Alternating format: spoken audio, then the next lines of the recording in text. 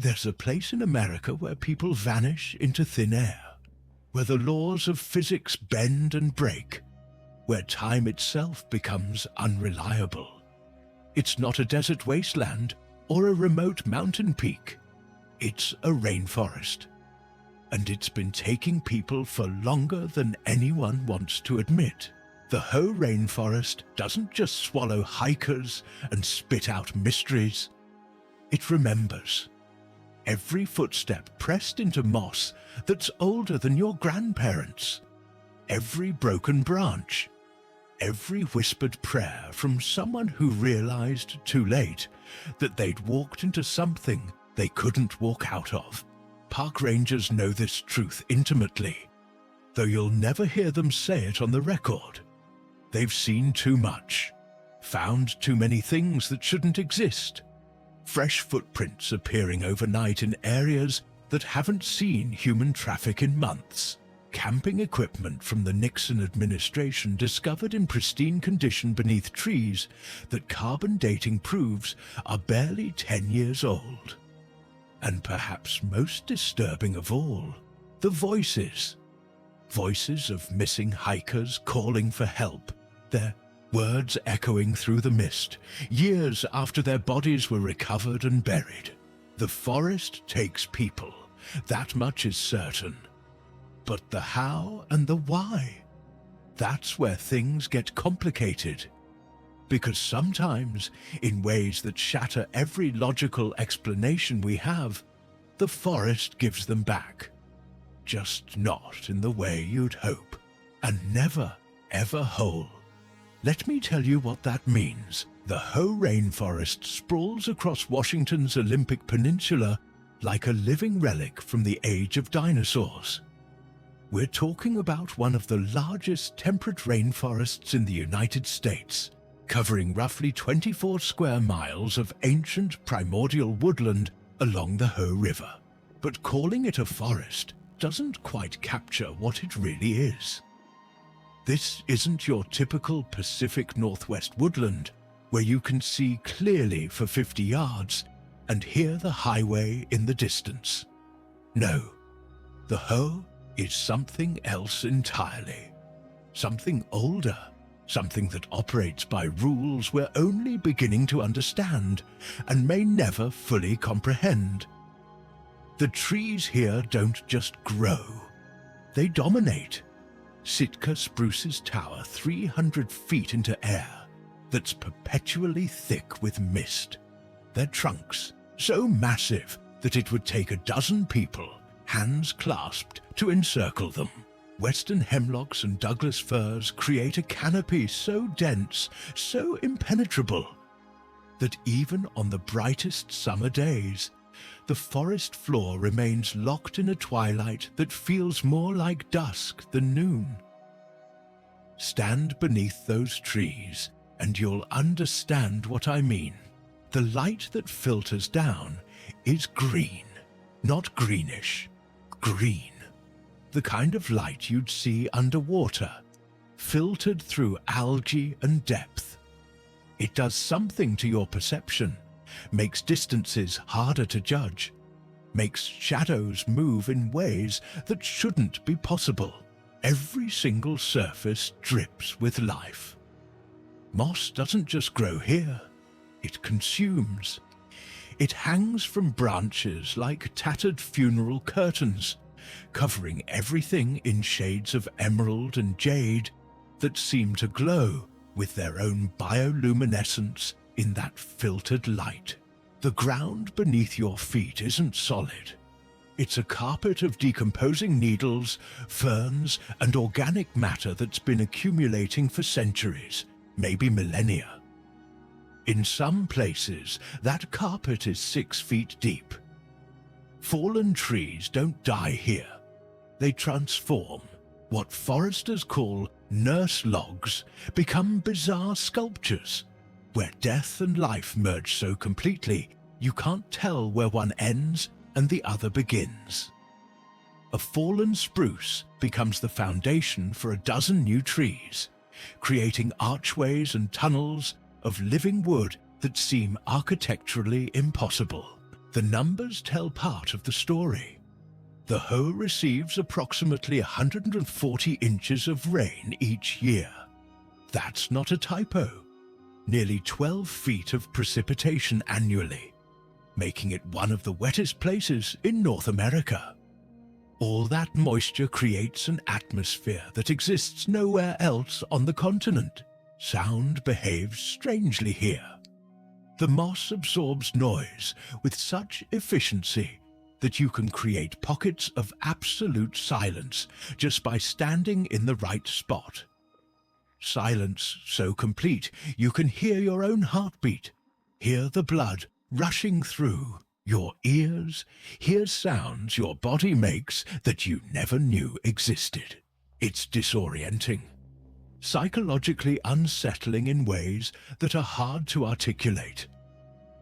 Then, without warning, a branch will crack somewhere in the distance, and the sound will echo from impossible directions.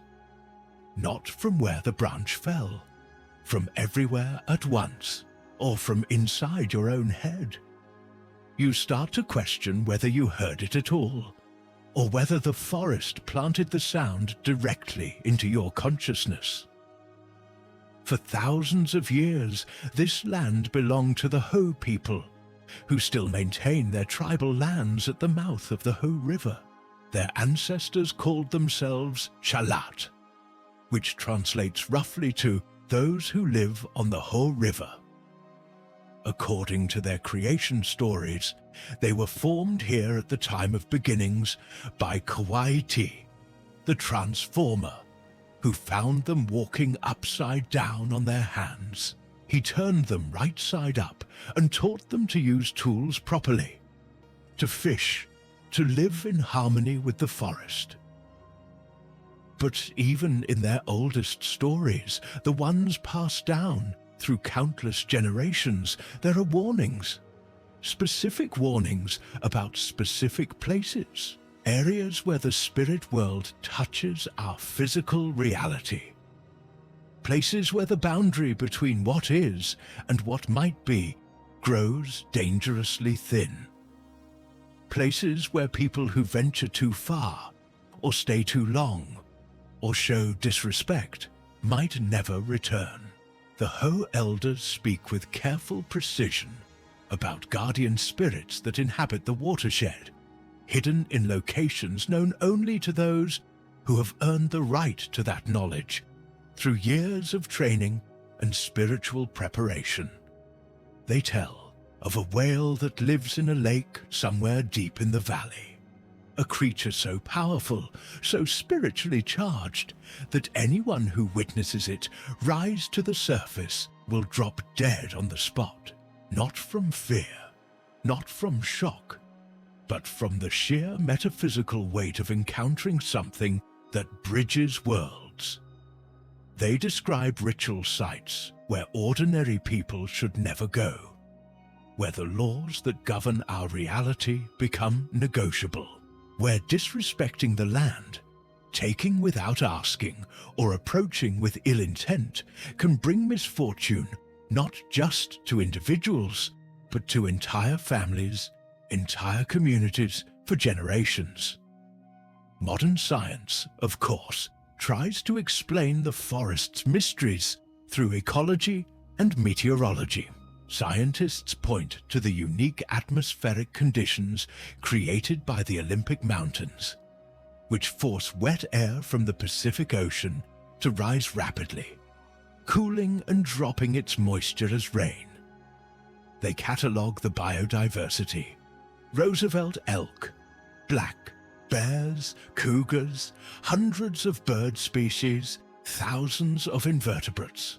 They study the underground mycelial networks of fungi that connect trees in what they're now calling the Wood Wide Web, allowing the forest to function as a single, vast, interconnected organism. But here's what science can't explain: the pattern of disappearances, the equipment failures that happen in specific locations, the time distortions that multiple independent witnesses report. the lights that don't correspond to any known phenomenon, the sounds that don't match any catalogued species or geological process. Science can't explain why search dogs, animals that don't imagine things or suffer from suggestion, consistently refuse to enter certain areas. Why GPS satellites, which triangulate position from space, show hikers in multiple locations simultaneously. Why cameras capture things that weren't visible to the naked eye. The disappearances started long before anyone kept official records. Native oral histories mention hunters who went up the river valley and never returned, their fates unknown, their spirits restless. Early settlers in the late 1800s reported similar incidents, though most were dismissed as accidents or animal attacks. It wasn't until Olympic National Park was officially created in 1938 that anyone began to notice the pattern. The exact numbers are frustratingly difficult to pin down. The National Park Service doesn't maintain a public database of missing persons. They cite privacy concerns, family wishes, ongoing investigations. But researchers who have compiled data from news reports, Freedom of Information Act requests, and interviews with park personnel estimate that at least 40 people have vanished in the Hoh River area over the past century. Now, let's be clear about something. Not all these cases are mysterious. Some are tragic but explicable accidents. People who fell from cliffs, drowned in the river during high water, succumbed to hypothermia, or were killed by animals. The Olympic Peninsula has black bears, cougars, and terrain that can kill you if you're careless or unlucky. But many of these disappearances don't fit those patterns. They have characteristics that defy conventional explanation. Characteristics that, when you line them up side by side, create a picture that's deeply disturbing. Take the case of Daniel Morrison, who disappeared in September of 1987. Morrison wasn't some inexperienced tourist who wandered off the trail.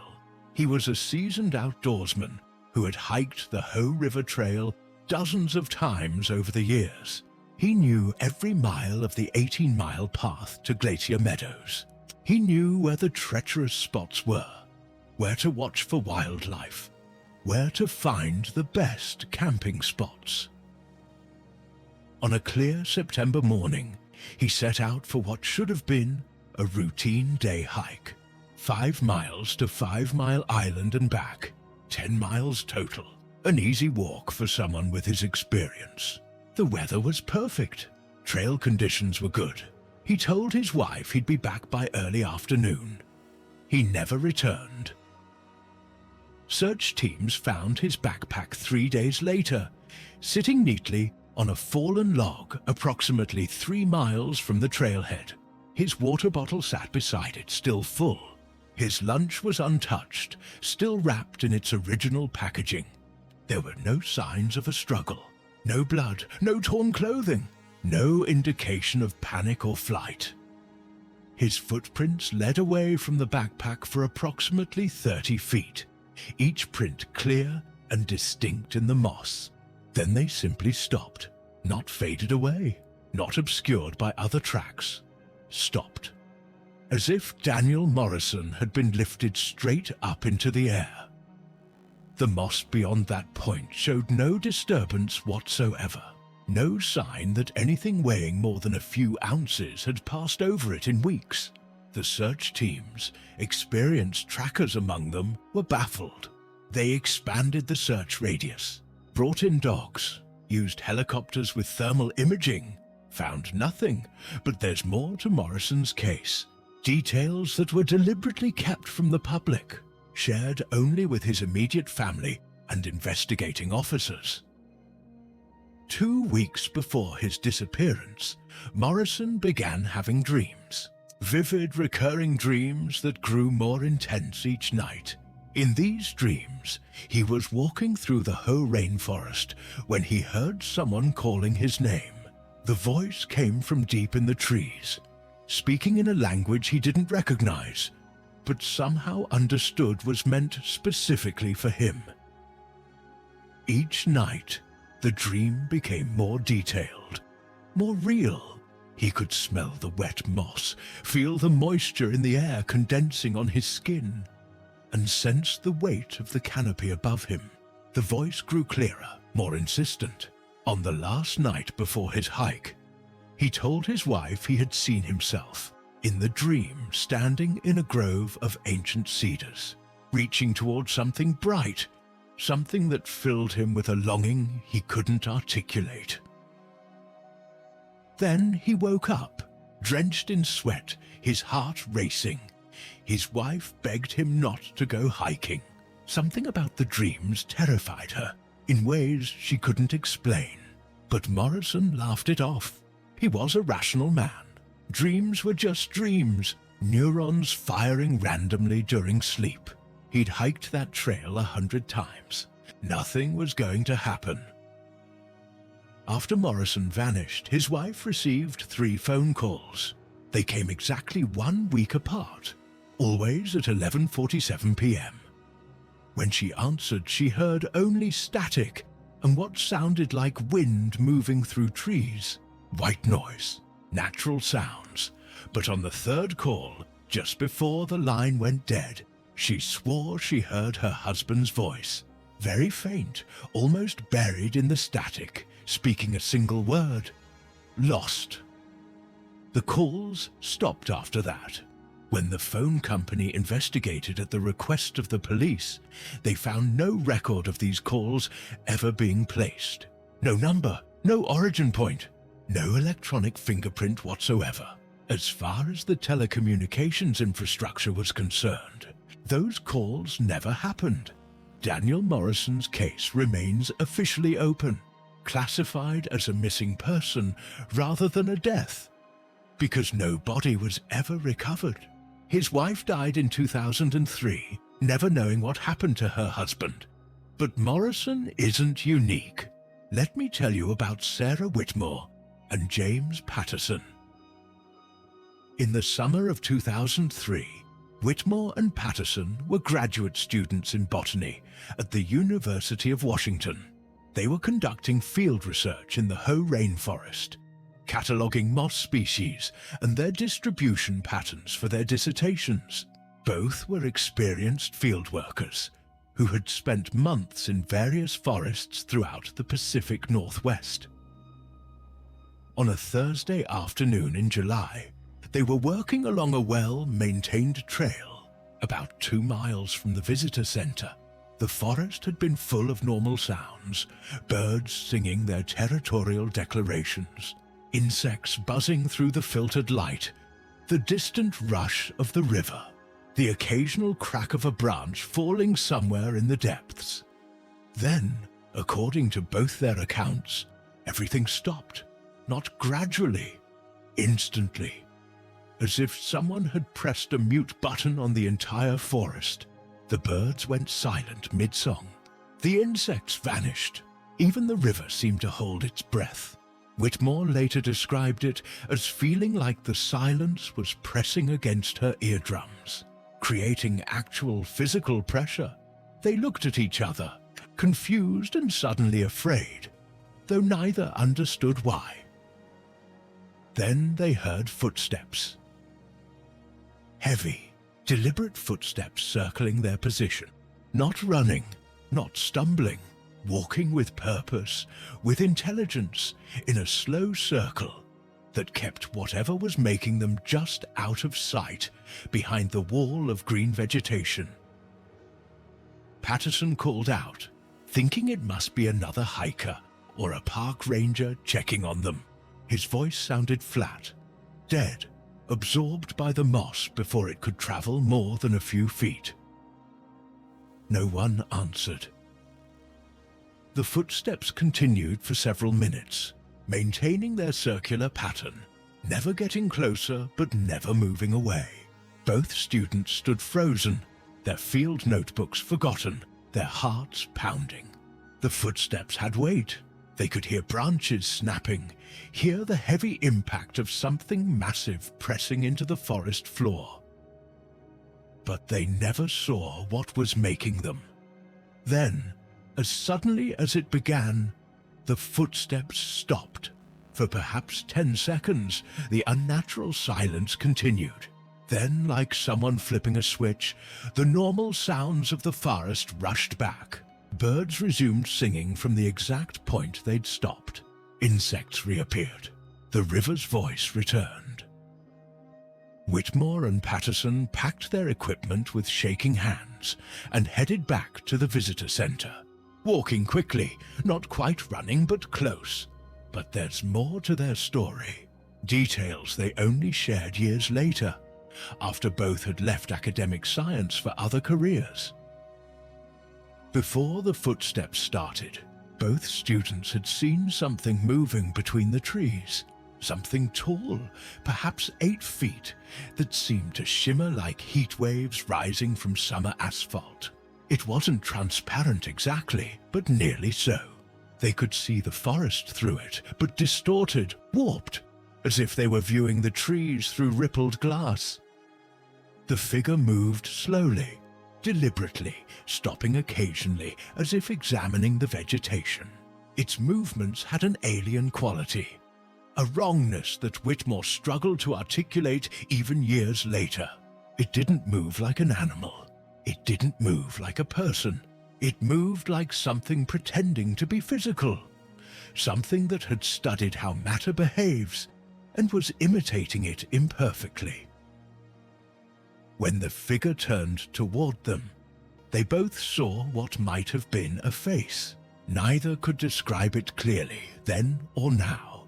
Their minds seemed to refuse to process the information. Patterson described it as being like trying to remember a dream that evaporates the moment you wake.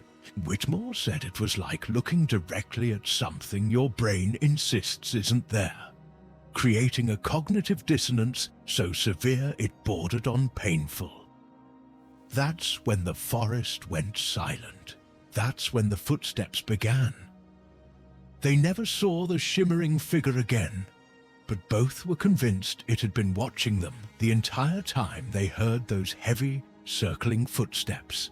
Whatever they saw, it had the ability to manipulate their perception, to hide itself while simultaneously making its presence known. They made it back to the visitor center and immediately reported the incident to the ranger on duty. The ranger, a woman named Patricia Sanchez, who had worked in the park for 15 years, listened to their story with an expression they couldn't quite read. Not disbelief, not surprising, something else, something like resignation. She took detailed notes, thanked them for reporting it, and said someone would follow up if necessary. Then she said something that frightened them more than the experience itself. This isn't the first time someone has reported something like this in that area. In fact, it happens often enough that we have a name for it. We call it the follower. The follower.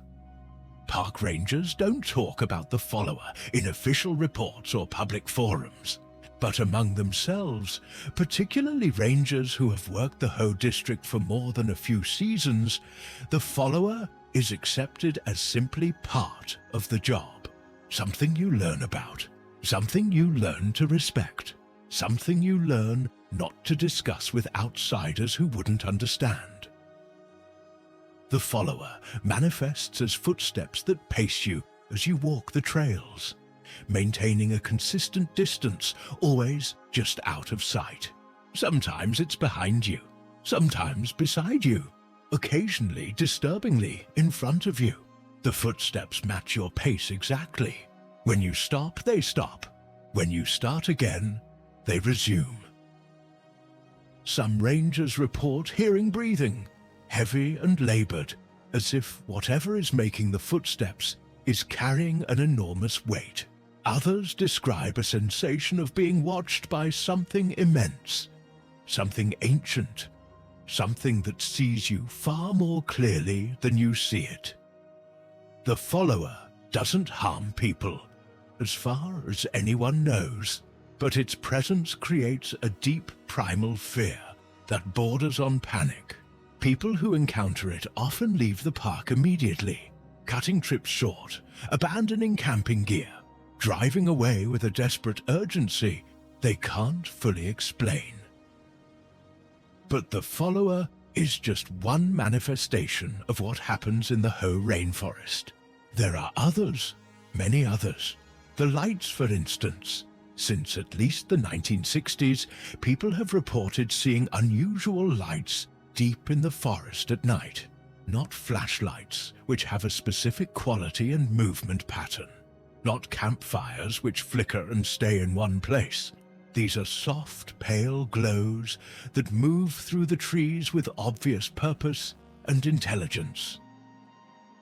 Sometimes they appear as spheres roughly the size of basketballs, floating 6 to 10 feet off the ground, weaving between trees with impossible grace. Other times, people describe sheets of light, like the aurora borealis brought down to Earth, hanging in the air, pulsing gently, illuminating the moss and ferns with colors that seem wrong somehow, colors that don't quite match anything in normal human experience. Rebecca Martinez worked as a park ranger from 2009 to 2016. She's a practical woman, trained in emergency medicine and wilderness survival, not given to flights of fancy or supernatural beliefs. But in the autumn of 2012, she had an encounter with the lights that she still struggles to explain. She was doing a routine patrol of the Hall of Mosses Trail just after sunset, making sure no one had violated park rules by camping in restricted areas. The trail is short, less than a mile circular, and usually takes about 30 minutes to walk completely. As she rounded a bend, she saw a blue-white glow approximately 50 yards off the established path. Her first assumption was that someone had set up an illegal camp and was using some kind of lantern.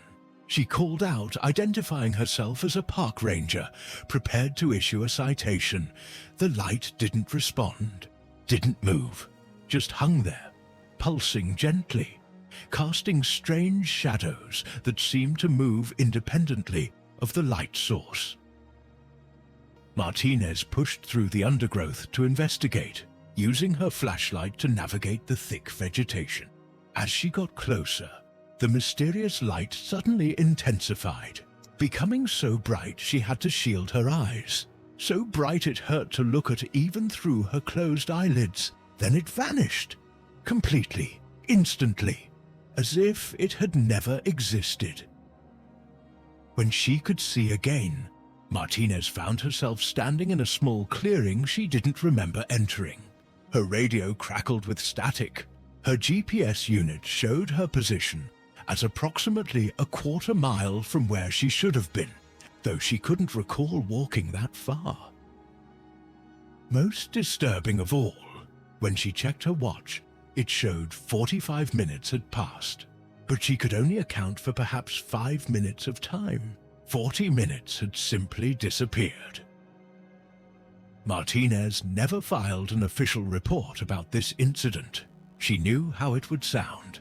She knew it would invite skepticism, maybe even questions about her mental fitness for duty.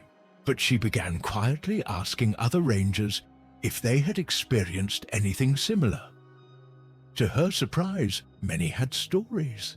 They shared them in low voices during late shifts, over coffee in the break room, during the long drives to remote trailheads. Time problems were common. Rangers would walk trails they knew intimately, trails they'd walked hundreds of times, and emerge hours later than expected with no memory of the delay.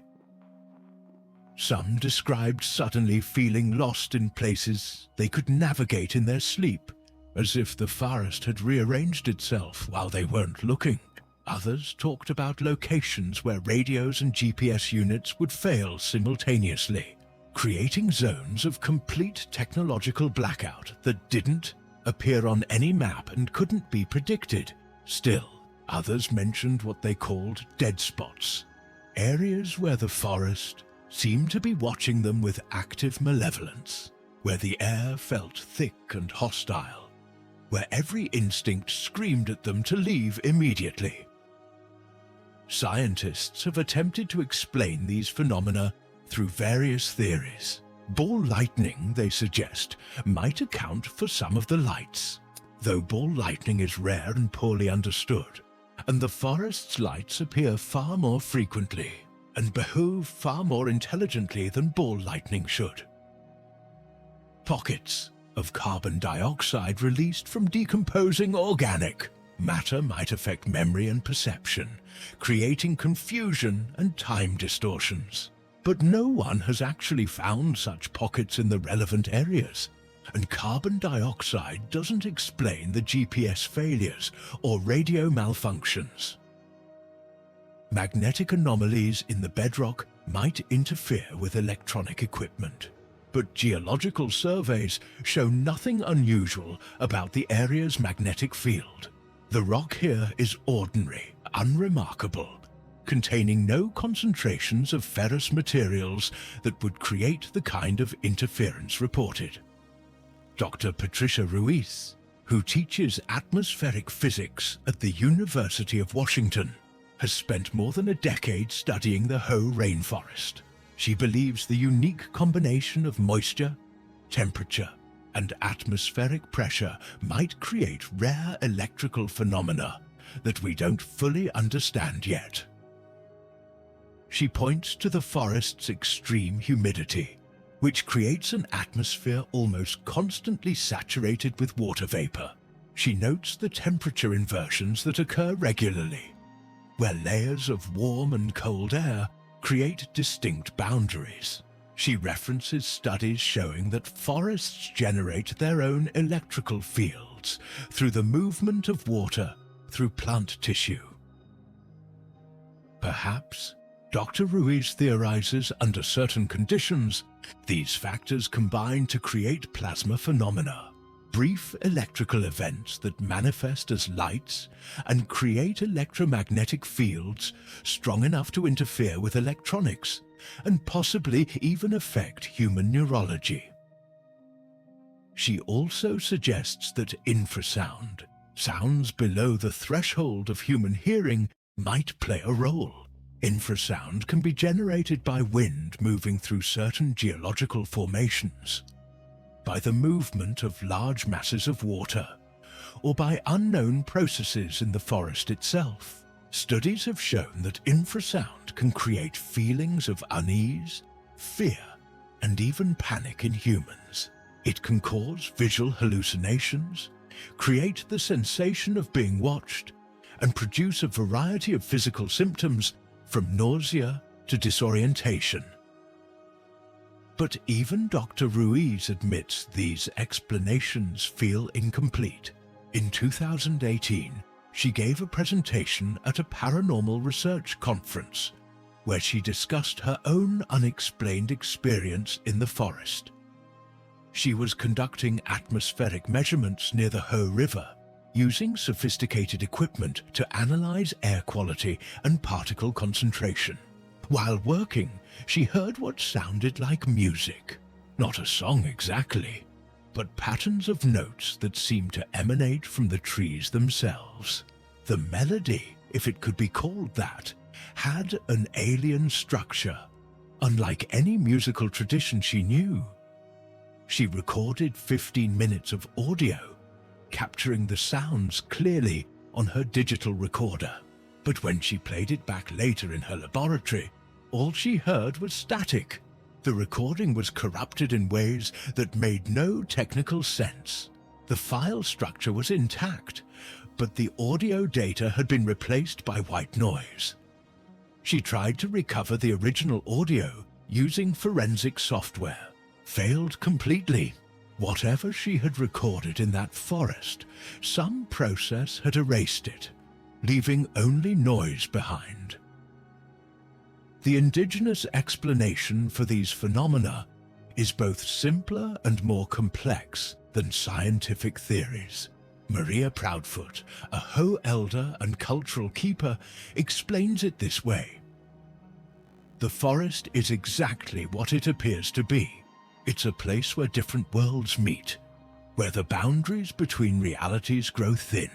The physical world we inhabit is just one layer of existence. In certain places, at certain times, under certain conditions, other layers become visible or audible or tangible to those with eyes to see, ears to hear, hearts to understand. The lights aren't electrical phenomena. They're spirits moving through their own space, their own dimension of existence, occasionally becoming visible in ours. The follower isn't a cryptid or an animal.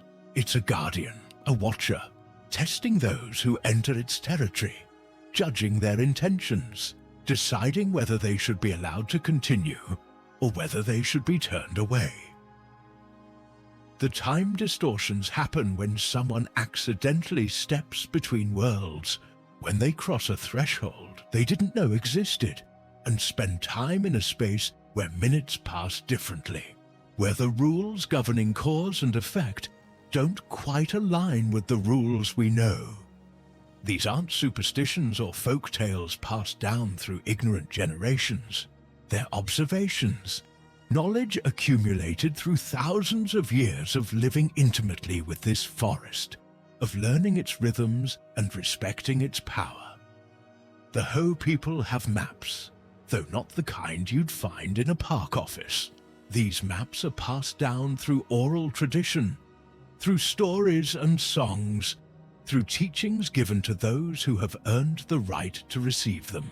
They mark dangerous areas with remarkable precision, places where people should not go, places where the spirit world is too close, places where disrespect or carelessness can bring consequences that extend far beyond the individual, affecting families and communities for generations. What's remarkable, what should make skeptics pause, is that these traditional danger zones match almost exactly with the locations where modern disappearances and anomalous events occur. The Hoh people knew, hundreds of years before anyone kept written records, which specific areas to avoid. How? What did they observe? What did they learn through methods Western science dismisses as primitive? The most recent wave of mysterious events began in April of 2017, when a man named Jacob Gray vanished while visiting the park. Gray was an experienced outdoorsman, someone comfortable in wilderness settings. He had left Port Townsend on his bicycle, pulling a small trailer loaded with camping equipment. His plan was to spend several days exploring the backcountry, taking photographs and reconnecting with nature. His bicycle and trailer were found abandoned on Solduct Hot Springs Road, approximately 6 miles from the nearest trailhead. The equipment was intact, neatly arranged, showing no signs of panic or hurried departure. It appeared he had simply decided to leave everything behind and walk into the forest. Search teams deployed immediately, scouring the area for any sign of Gray. They searched for weeks without success. No tracks, no camping sites, no equipment, nothing. Over a year later, in August 2018, wildlife researchers studying marmot populations found human remains near Hoh Lake. That's more than 10 miles from where Gray's bicycle had been discovered, across difficult terrain that would take an experienced hiker a full day to traverse. DNA testing confirmed the remains were Gray's, but the cause of death couldn't be determined. The bones showed no signs of trauma, no indication of animal predation, no evidence of what had happened to him. The questions multiplied with no answers to accompany them. How did Gray travel more than 10 miles from his bicycle across challenging terrain? Why did he leave all his equipment behind including supplies essential for survival. Where was he going? What happened during that year before his remains were found? The search for Gray brought dozens of people into remote sections of the rainforest, areas that rarely see human visitors. Several members of the search teams reported disturbing experiences during the operation. Tommy Rodriguez was a search and rescue volunteer working with a trained German shepherd. On the fourth day of searching, his dog suddenly bolted into the undergrowth, barking frantically. The dog had never done this before. It was trained to stay close, to work methodically, to remain calm under stress. Rodriguez followed, calling the dog's name, crashing through ferns and moss-covered logs. He could hear the barking, but the sound seemed to come from multiple directions at once, echoing strangely, bouncing off trees in ways that defied acoustic logic. The dog returned 3 hours later, emerging from the forest in a state of extreme agitation. It was shaking, whimpering, refusing to make eye contact. For the remainder of the search operation, the dog refused to work. When they approached certain areas that felt wrong in ways Rodriguez couldn't articulate, the dog would sit down and refuse to move, trembling violently. The dog never recovered psychologically. It had to be retired from search and rescue work. Even years later, it would panic at the smell of moss or the sound of wind through trees. Another searcher, Jennifer Huang, found something that still haunts her. She was working a grid pattern in a remote section of forest when she stumbled into a clearing she hadn't noticed on the topographic maps. In the center of the clearing was a fire pit that had been used recently. The ashes were cold, but showed signs of a fire within the past few days. This was in an area where camping was strictly prohibited. No permits had been issued for anywhere near that location. The nearest authorized camping area was more than 5 miles away. Around the fire pit, stones had been arranged in a complex geometric pattern that Huang didn't recognize. Not a circle, not random. A deliberate design that suggested meaning, purpose, ritual. She marked the location on her GPS and radioed her team, describing what she'd found. Within an hour, 3 other searchers arrived to document the site. But they couldn't find the clearing. They searched for hours, following Huang's GPS coordinates exactly. The coordinates led them to dense, undisturbed forest. No clearing, no fire pit, no stone arrangement. The GPS insisted they were in the right location, but the clearing simply didn't exist. Later, back at the command center, when Huang checked her GPS unit's tracking log, it showed she had been in that location for approximately 15 minutes. But she had no memory of those 15 minutes. Her recollection jumped from approaching the area to suddenly standing among her confused teammates, all of them staring at GPS units that insisted a clearing existed where only trees stood. These experiences might be dismissed as stress-induced hallucinations if they were isolated incidents, but they weren't. Multiple searchers, interviewed separately, described identical phenomena. The overwhelming sensation of being watched by something vast and ancient, the sound of footsteps that matched their pace but remained invisible, compass needles spinning wildly in certain locations, finding trails that appeared on no map, trails that seemed to lead into impossible sections of forest where the trees grew too densely for any path to exist. In July of 2022, a woman named Laura Macker disappeared, bringing renewed media attention to the Hoh's pattern of vanishings.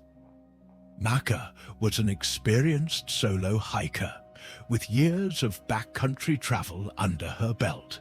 She had obtained all the proper permits for a multi-day trek to Enchanted Valley, a popular destination known for its spectacular scenery.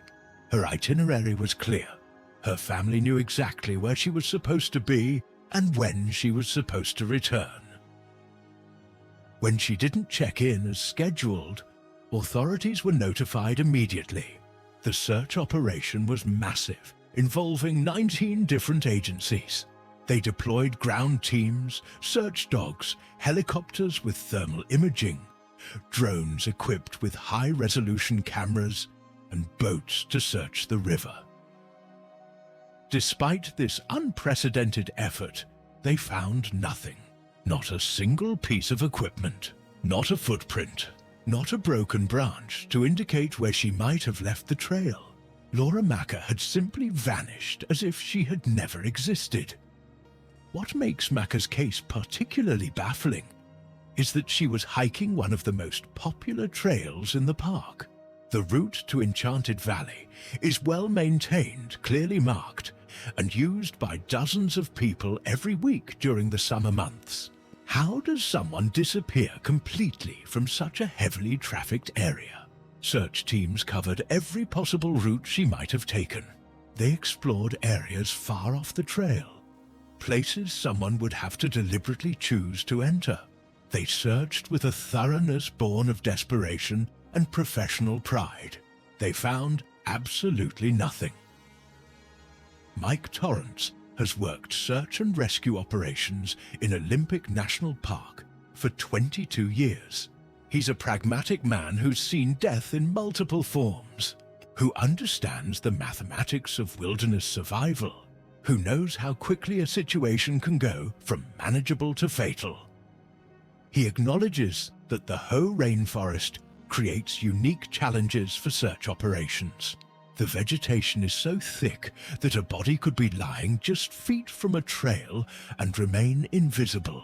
The constant moisture accelerates decomposition, making remains harder to find. Large predators like black bears and cougars can scatter remains across considerable distances. But Torrance also admits, quietly and only to those he trusts, that some cases don't fit these rational explanations. They have characteristics that trouble him deeply, that wake him at night, that make him question assumptions he's held for decades about how the world works.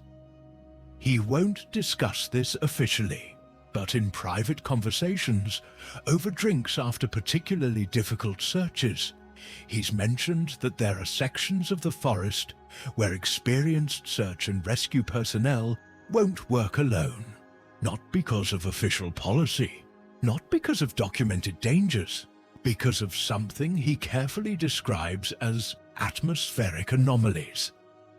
Torrance has developed his own unofficial classification system for the strange events his teams encounter. He calls them categories, numbered 1 through 3. Category 1 includes equipment malfunctions and disorientation, things that might, with enough effort, be explained through natural causes.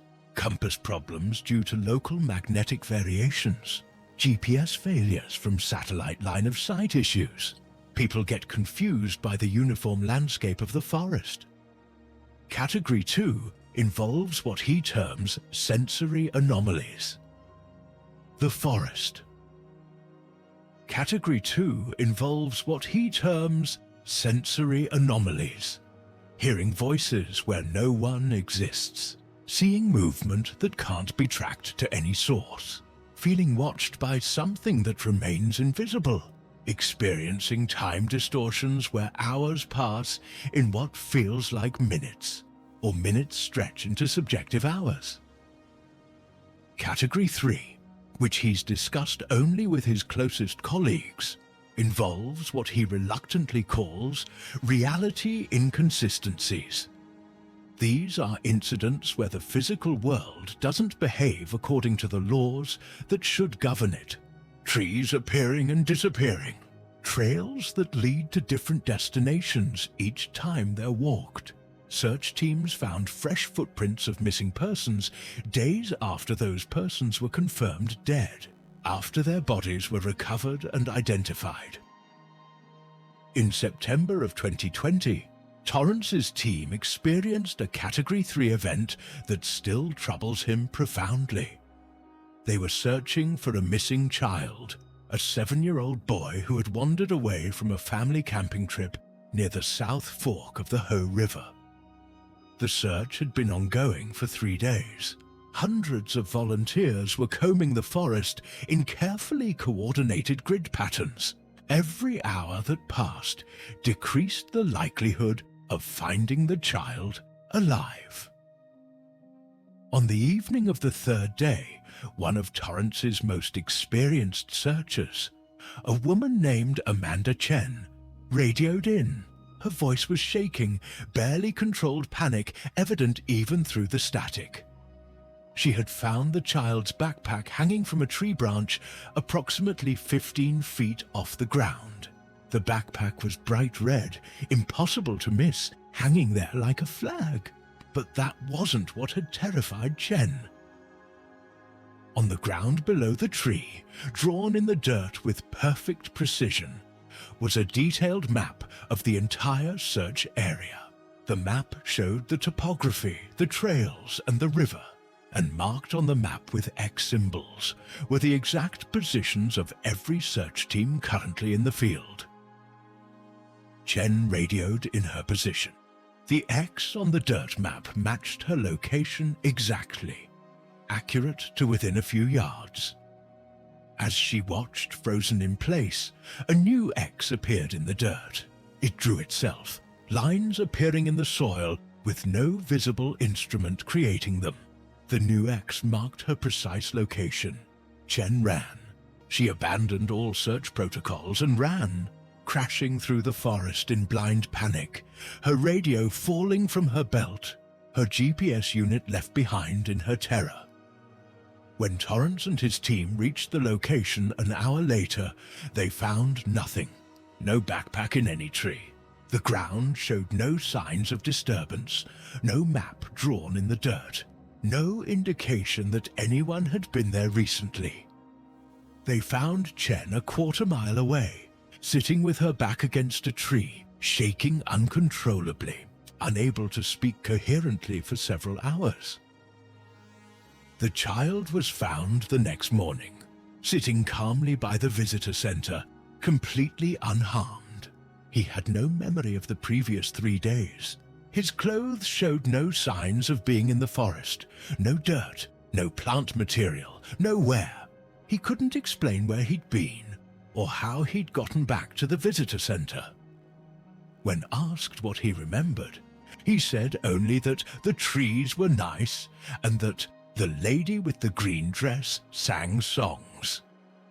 There was no woman with a green dress involved in the search operation. No one matching that description was anywhere in the park during those 3 days.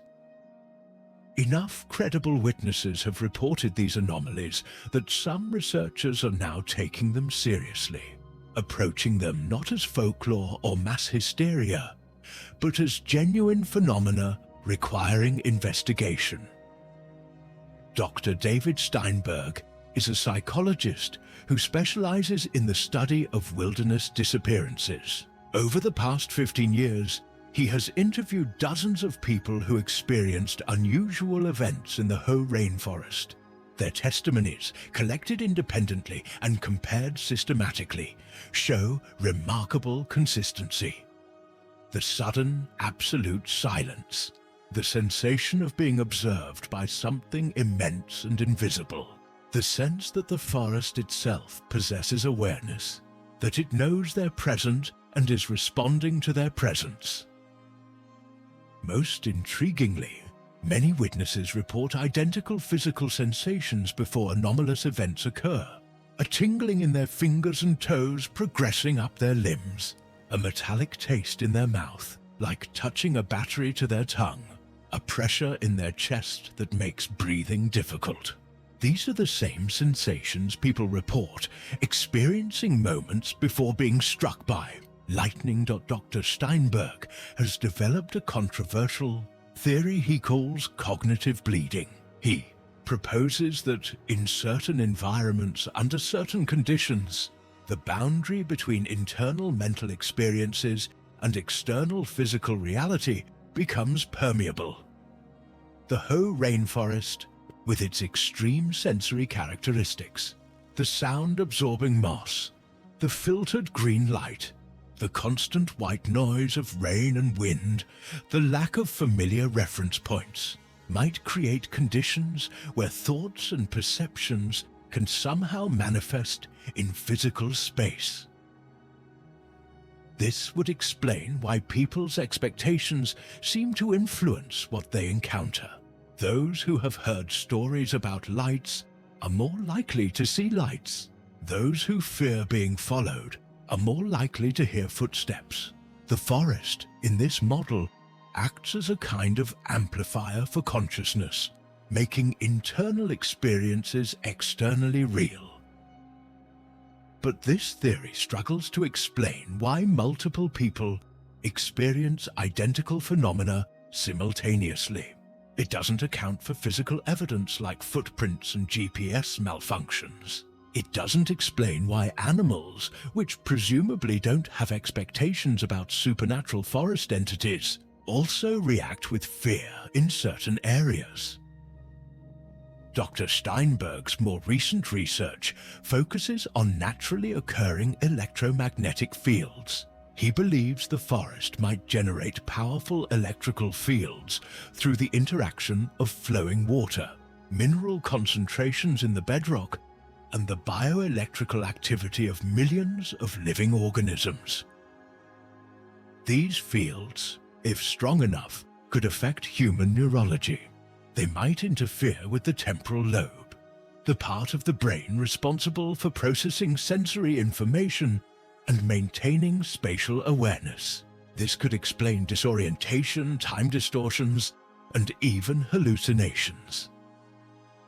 Some studies have shown that electromagnetic fields can induce the sensation of being watched, can create feelings of fear or unease, can even produce visual hallucinations in susceptible individuals. But electromagnetic fields don't draw maps in the dirt. They don't hang backpacks in trees. They don't explain why search dogs, which don't hallucinate in the way humans do, consistently refuse to enter certain sections of forest. Dr. Gordon Hemp, an acoustic ecologist who studies natural soundscapes, has spent years recording audio in the Hoh Rainforest. He points out that the forest is officially recognized as one of the quietest places in the United States, at least in terms of human-generated noise. In this profound silence, Hemp suggests, we might be able to hear sounds that are normally masked by the constant background roar of modern civilization.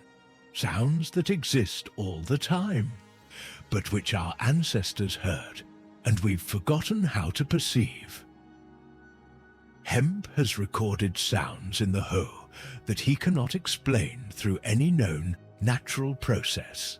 Low-frequency rumbles that don't match geological activity or weather patterns. High-pitched whistles that seem to respond when humans are nearby, modulating in apparent reaction to human presence. Rhythmic pulses that suggest communication, that have structure and pattern, but don't correspond to any catalogued species. He's careful to emphasize that these could all have rational explanations.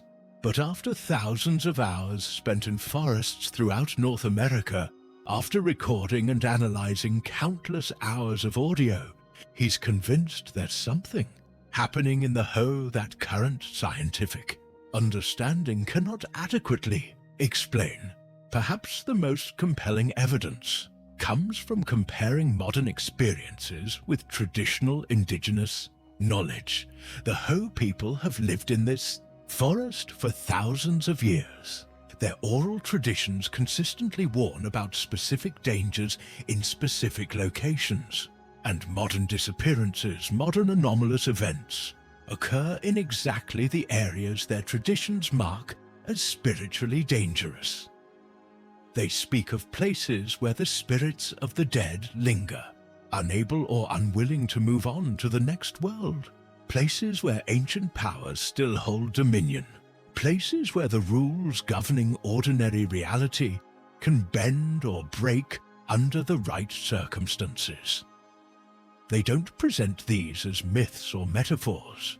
They treat them as practical knowledge, information necessary for survival, wisdom earned through countless generations of observation and experience. Joseph Proudfoot, a Hoh cultural historian and educator, emphasizes that his ancestors developed detailed protocols for traveling through certain sections of forest, specific prayers to speak, specific offerings to leave, specific paths to avoid during certain moon phases or times of year. These weren't arbitrary superstitions. They were safety procedures, developed through careful observation, tested across generations, refined through trial and error. Modern disappearances consistently happen in the areas traditional knowledge identifies as dangerous. This correlation is too strong to dismiss as coincidence. It suggests that indigenous understanding of the forest, developed through millennia of intimate relationship, might be more accurate than Western scientific models developed through decades of sporadic study. The biological reality of the Hoh Rainforest is strange enough without invoking supernatural explanations. Recent research has revealed that trees communicate through underground fungal networks, massive webs of mycelium connecting every tree in the forest. They share nutrients, transferring resources from healthy trees to struggling ones. They share information, warning each other about insect infestations or environmental stresses.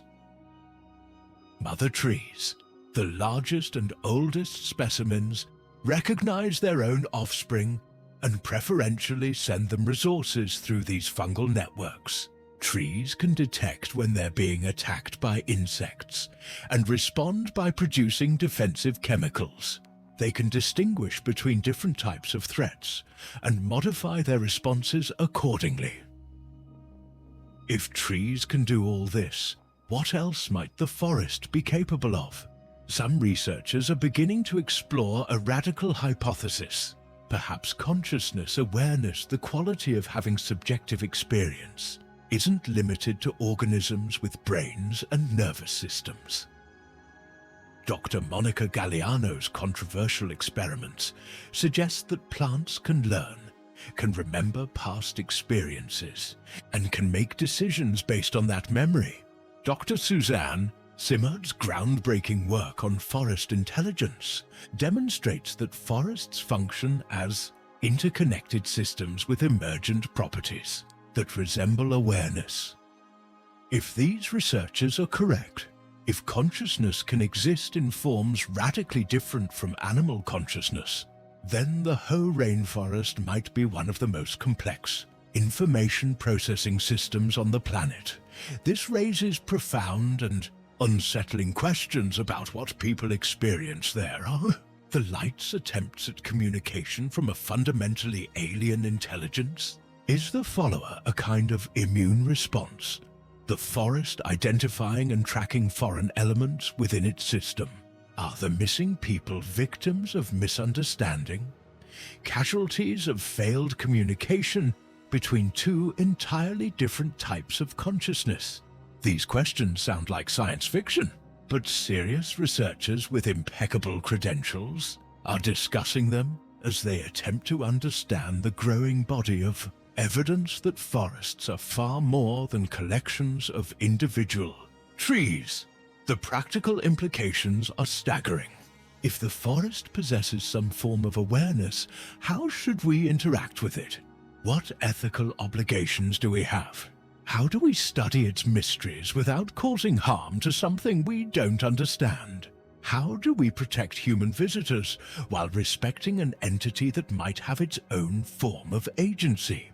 Park management isn't equipped to answer these questions, but they're becoming harder to ignore. In recent years, coordinated research teams have attempted to study the Hoh's anomalous phenomena systematically.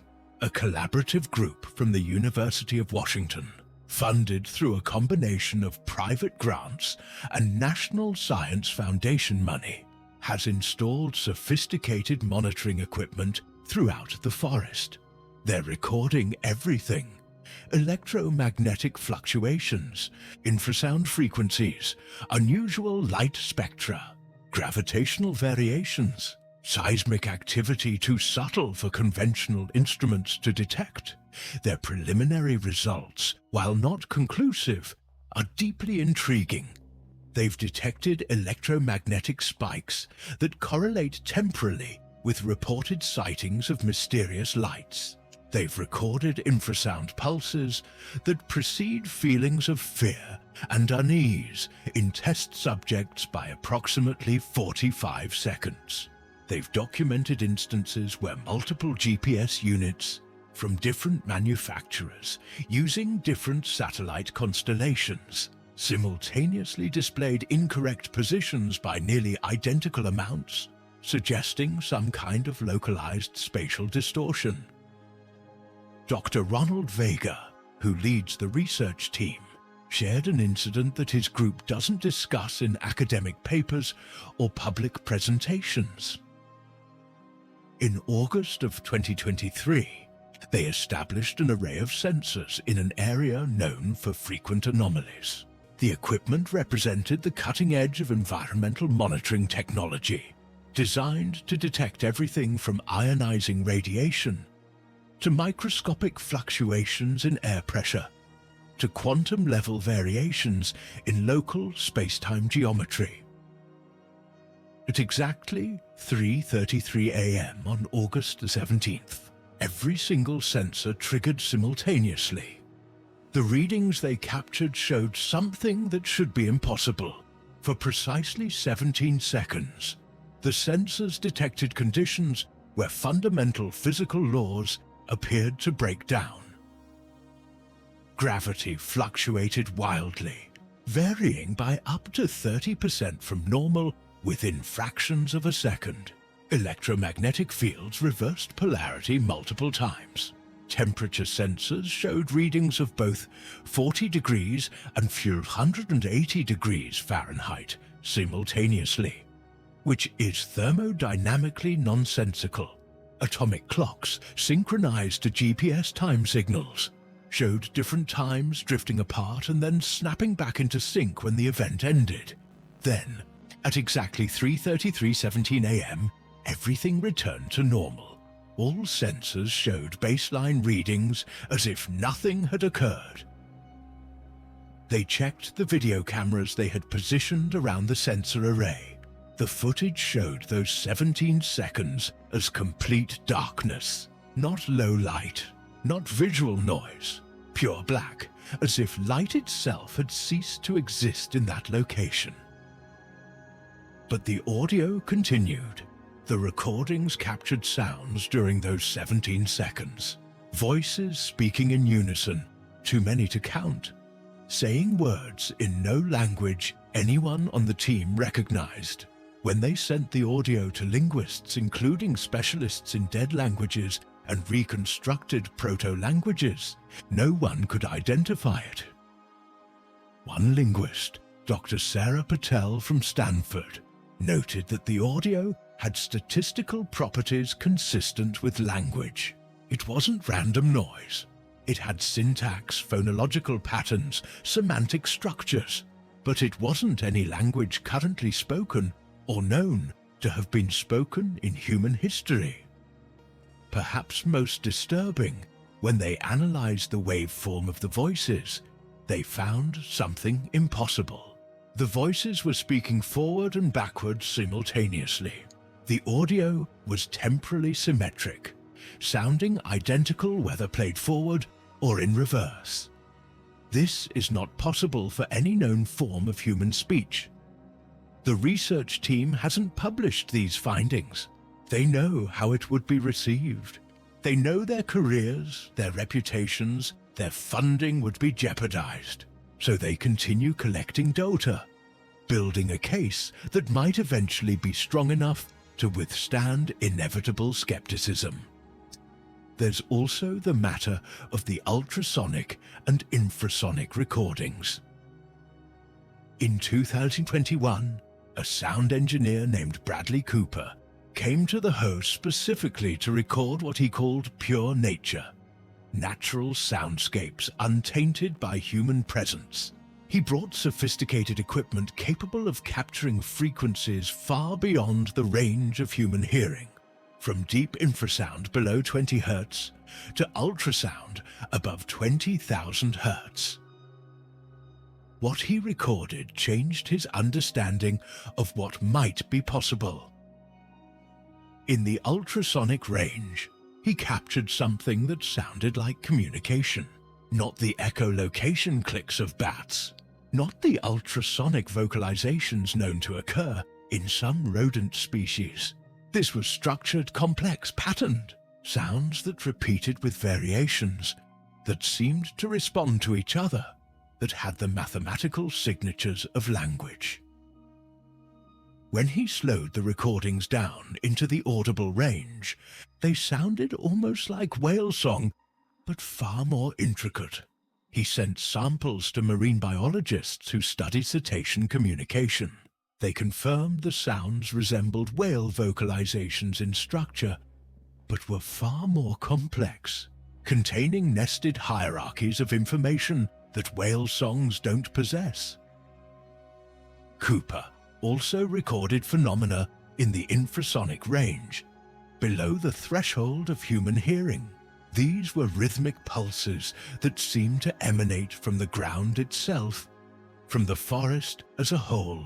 They didn't correspond to any known geological process, not seismic activity, not groundwater movement, not thermal expansion and contraction of rock. Most eerily, the infrasonic pulses changed in response to human presence. When people approached certain areas, the pulse rate would increase. When they left, it would slow. The forest, or something in the forest, appeared to be monitoring human movement and responding to it. Cooper also documented a phenomenon that occurred with absolute regularity. Every night at precisely 2 a.m., he detected a massive infrasonic pulse originating from somewhere deep in the forest. This pulse was powerful enough to be felt as a physical sensation, a pressure in the chest that made breathing difficult. A vibration felt in the bones. Animals would flee the area minutes before it occurred, as if they could sense it coming. Birds would suddenly fall silent. Insects would stop their nighttime chorus. Then the pulse would arrive, lasting approximately 12 seconds, then fading. Cooper tracked the source to a grove of ancient cedars approximately 7 miles from any established trail, in a remote section of forest rarely visited by humans. When he attempted to approach the grove during daylight, his equipment began malfunctioning in ways he'd never experienced. His compass spun wildly, unable to find magnetic north.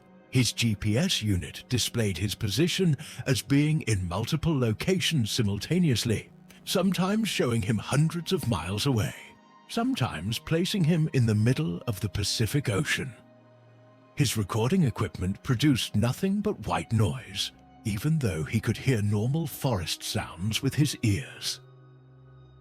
He never made it to the grove. Every time he got within approximately a quarter mile, he would become disoriented, lose his sense of direction, and find himself walking away from his destination without consciously deciding to change course. It was as if the forest itself, or something within it, was actively preventing his approach. Patricia Blackwood, a park ranger who worked the Hoh district from 2015 to 2020, kept an unofficial log of what she termed aberrant incidents. This log, which she shared only with a few trusted colleagues after retiring, documented over 200 unexplained events during her 5 years of service. These ranged from minor oddities, trails appearing and disappearing overnight, compasses pointing south instead of north, sudden temperature drops of 30 degrees in localized areas, to major incidents like the complete vanishing of established landmarks. One case from her files is particularly disturbing. In July of 2018, a group of 5 experienced hikers entered the rainforest for a 3-day backpacking expedition. All 5 were wearing GPS tracking devices that uploaded their location every hour to a website their families could monitor for safety. For the first day, everything proceeded normally. The GPS data showed them moving steadily along the Hoh River Trail at a reasonable pace, stopping periodically to rest, behaving exactly as expected. But on the second day, something bizarre occurred. According to the GPS data, all 5 hikers were simultaneously in 5 different locations, each separated by more than a mile. The tracking website showed them spread across the forest, far from any trail, in areas that would require hours of difficult bushwhacking to reach. Their families, seeing this impossible data, panicked and called for emergency assistance. Rangers located the hikers exactly where they were supposed to be according to their itinerary, camping at Lewis Meadows, together, safe, completely unaware that anything was wrong. The hikers insisted they had been together the entire time. They had photographic evidence, pictures of all 5 of them at various points throughout the day, time-stamped to match the period when their GPS units claimed they were miles apart. But the GPS devices told a different story. Each unit's internal log showed it had indeed been to those separate locations. The timestamps were accurate. The elevation data matched the topography of those distant areas. The devices had somehow been in multiple places simultaneously, or had recorded being in places they physically never visited.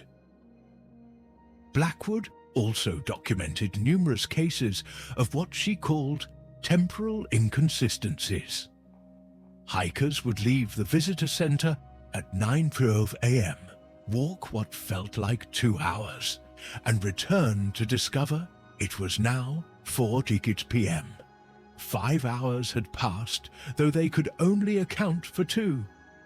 Others experienced the opposite, hiking all day, covering what should have been 10 miles over 6 hours, only to check their watches and find that barely an hour had elapsed.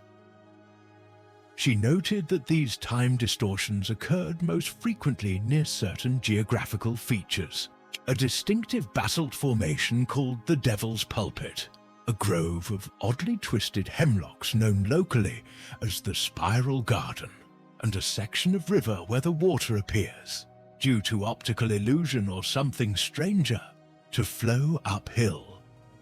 The Spiral Garden is particularly notorious among those who know about it. The trees there grow in impossible patterns. Their trunks twist into perfect spirals, helices that rise 30 or 40 feet before straightening into normal vertical growth. Individual trees spiraling is unusual, but not unknown. It can result from genetic mutations or environmental stress. But in the Spiral Garden, every tree spirals. All of them twist in the same direction, all at the same rate, as if they're synchronized by some external force. Visitors who spend time in the Spiral Garden report severe vertigo, nausea, and the sensation that the ground is rotating beneath their feet. Some describe feeling as if gravity has shifted slightly, as if down points in a direction slightly different from where it should. Electronics fail completely in this area. Not just malfunction, fail entirely. Cameras won't turn on. GPS units display nonsense. Compasses don't just spin aimlessly. They point straight down, as if magnetic north has somehow relocated directly beneath your feet. In 2016, a geology graduate student named Robert Kim decided to study the spiral garden for his master's thesis. He was investigating unusual magnetic anomalies in the Pacific Northwest and had heard rumors about this location. He set up monitoring equipment around the grove and spent 3 weeks taking measurements, camping nearby, documenting everything with scientific rigor. What he found defied all explanation. The magnetic field in the grove fluctuated in a regular pattern, pulsing like a heartbeat at roughly 72 beats per minute. Soil temperature varied by up to 20 degrees Fahrenheit in different spots just inches apart, creating a patchwork of hot and cold zones with no clear heat source. Most bizarrely, his time-lapse cameras showed the trees actually moving, not swaying in the wind, rotating. The spiral trunks would slowly rotate over the course of each day, completing roughly one full turn every 24 hours, then returning to their original positions by dawn. Kim brought his findings to his thesis advisor, Dr. Marcus Chen, a respected geologist with 30 years of experience. Chen reviewed the data and flatly rejected it as an equipment error. Kim insisted the measurements were accurate. He had calibrated everything properly. He had cross-checked results. The data was solid. Chen refused to approve the thesis. He suggested Kim choose a different topic or consider whether graduate school was the right path for him. Kim dropped out. He never completed his degree. He refuses, to this day, to discuss what else he observed in the spiral garden, what else his equipment recorded, what he saw during those 3 weeks that convinced him some. Things are better left unstudied. The Devils. Pulpit is another location that generates consistent reports of anomalous experiences. It's a basalt outcropping that rises approximately 30 feet above the forest floor, shaped vaguely like a lectern or pulpit. The formation is geologically unremarkable, volcanic rock from eruptions millions of years ago, weathered into an interesting shape by wind and water.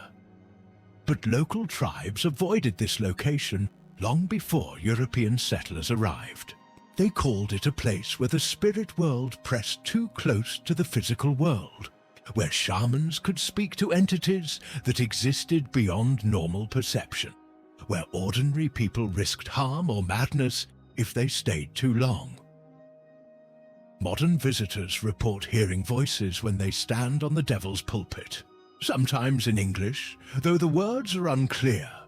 They are muffled as if coming from a great distance or from underwater, sometimes in languages they don't recognize, harsh consonants and flowing vowels that sound almost familiar, but don't correspond to any language they know. The voices seem to emanate from inside the rock itself.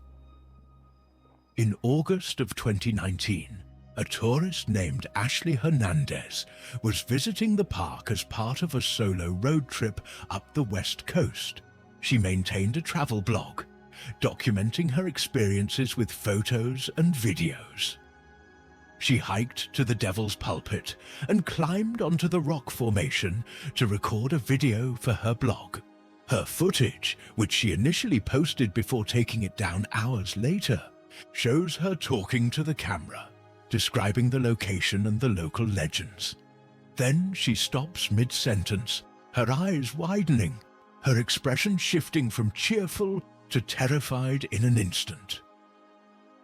In the audio beneath her sudden silence, beneath the normal forest sounds, you can hear what sounds like multiple voices speaking in perfect unison. The words aren't clear enough to transcribe, but linguists who analyzed the recording before Hernandez deleted it noted that the cadence and phonological structure matched no known language family. More disturbing, when the audio was played backward, it sounded exactly the same, temporally symmetric speech, which should be impossible for any human vocal system to produce. Hernandez left the park immediately. She drove straight through to Portland, deleted her travel blog, and won't discuss what happened. The few times reporters have contacted her, she's said only that some things aren't meant to be shared, and that she wishes she'd never gone there. The Hoh Rainforest remains one of the most beautiful places in North America. Every year, hundreds of thousands of visitors walk its trails, marveling at trees that were ancient when Columbus reached the Americas, breathing air so clean it seems to scrub the lungs, experiencing nature in a form that feels primordial and pure. Most have wonderful, entirely normal experiences. They see Roosevelt elk grazing in meadows. They photograph moss-draped maples. They listen to the river's voice and feel stress dissolving in the face of such overwhelming natural beauty. But for a few, more than official sources acknowledge, fewer than paranoid speculation suggests, the forest reveals its stranger aspects. Lights that shouldn't exist by any physical process we understand. Sounds that suggest intelligence without corresponding to any known form of life. Spaces where the reliable rules of cause and effect seem to bend under the weight of something we can't name. As our technology improves, as we develop better instruments and more sophisticated theories, we might eventually explain every mystery the Hoh Rainforest holds. We might discover that all these phenomena result from rare but perfectly natural processes, unusual electromagnetic conditions, acoustic anomalies, psychological effects of sensory deprivation. Or we might discover that the mysteries run deeper than we ever imagined. That consciousness and awareness exist in forms so radically different from our own that we've literally been unable to perceive them. That the indigenous peoples who lived here for thousands of years understood truths about reality that Western science is only beginning to glimpse. The Hoh people, who have coexisted with this forest since time immemorial, seem to have already made peace with its strange nature. They don't need to explain everything. They don't need to categorize and label and reduce mystery to mechanism. They simply respect it. Perhaps that's the lesson the forest is trying to teach us. In our desperate rush to catalog and explain everything, to reduce the world to predictable mechanisms and measurable quantities, we've forgotten that some things might be genuinely beyond our current capacity to understand. That mystery isn't a problem to be solved, but a reality to be respected. The Hoh Rainforest, with its impossible silences and unexplained lights, with its missing people and temporal distortions, reminds us that the world is still full of wonders that don't fit our models, dangers that don't appear in our field guides, presences that don't register on our instruments. The footprints that Ranger Hoffman discovered on cold March mornings in 2019 were never explained. They led from the Hoh River Trail into a grove of ancient cedars, each print perfectly preserved in moss, showing someone walking at a normal pace, unhurried, deliberate. There was no indication of distress or panic, just footprints, walking deeper into the forest. Then, approximately 20 feet into the grove, they ended. Not faded away, not obscured, ended. Nothing was disturbed beyond that point. No sign of where the person had gone. No indication of how they'd simply stopped existing in that space. The prints didn't match any missing person reports. Whoever made them had vanished without trace, without record, without anyone even noticing they were gone. they became another entry in the long, unsettling list of mysteries that haunt the Hoh Rainforest. So if you find yourself walking the trails of the Hoh, take a moment to appreciate not just its beauty, but its mystery. Listen to the silence that isn't quite silent. Watch for lights that don't belong to any source you can name. Notice when the forest changes its mood, when the air thickens, when your instincts whisper that something vast and invisible is paying attention to your presence. And if you hear footsteps behind you when no one is there, if the forest suddenly goes deathly quiet, if you see something shimmering between the trees that your mind refuses to process, maybe it's best to keep walking, calmly but quickly, back toward the trailhead, back toward the world where things make sense. Some questions don't need answers. Some mysteries are better left unsolved. Some doors, once opened, can't be closed again. The forest knows you're there. It's always known. The question is, what does it want?